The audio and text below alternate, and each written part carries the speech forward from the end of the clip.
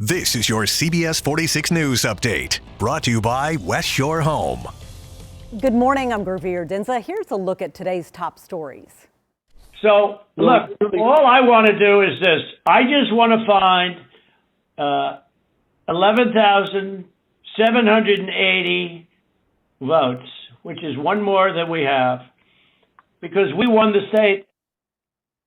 Now, this is audio of a telephone call obtained by CBS News. In it, President Trump is heard pressuring Georgia's Republican Secretary of State, Brad Raffensperger, this was Saturday, to recalculate results of the state's 2020 election, which President-elect Biden won.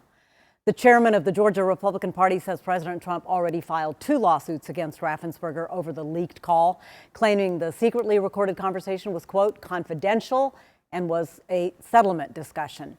Meantime, one of the state's election board members, David Worley, has sent an email to Brad Raffensperger following the release of that phone call with Mr. Trump.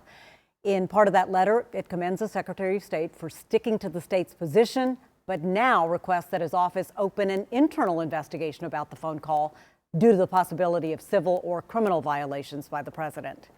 The recordings come just days before Georgia's Senate runoff election. While Senator David Perdue is quarantining after COVID exposure, Senator Kelly Loeffler spent yesterday at a Get Out to Vote event in McDonough. She was joined by South Dakota Governor Kristi Noem to urge Georgia Republicans to get out to the ballot box. Meanwhile, in Savannah, Jon Ossoff campaigned with Vice President-elect Kamala Harris and the Reverend Raphael Warnock. And President Trump is going to be in Georgia today, giving Republican Senators Perdue and Loeffler one final push. He's holding a rally in Dalton tonight, while President-elect Joe Biden will be in Atlanta, campaigning for Democratic candidates Ossoff and Warnock. Another very important reminder today, Election Day is tomorrow, and the polls will be open at 7 in the morning. They'll close at 7 o'clock in the evening. If you still have an absentee ballot, you do have to fill that out and drop it into one of the ballot drop box locations. In vaccine news, Great Britain started giving out the AstraZeneca Oxford vaccine against COVID-19. The first person to receive it was 82-year-old Brian Pinker. He's a dialysis patient. The AstraZeneca Oxford vaccine is seen as particularly important to tackling the pandemic in the developing world, as it would be cheaper and easier to distribute. All right, we are looking at a work week, a brand new one for so many people who had time off. Let's get the latest on today's forecast with meteorologist Ella Dorsey. Yep, feels like a whole new year because it is. We're starting it out on a really nice note. It is cold this morning, but it will be really nice this afternoon. Mostly sunny skies.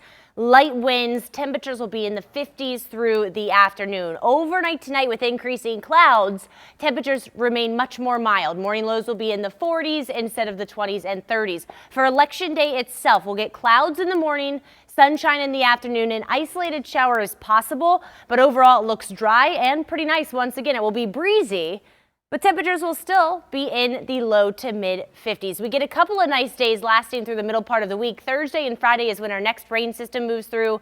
It will be a cold rain with highs only in the 40s.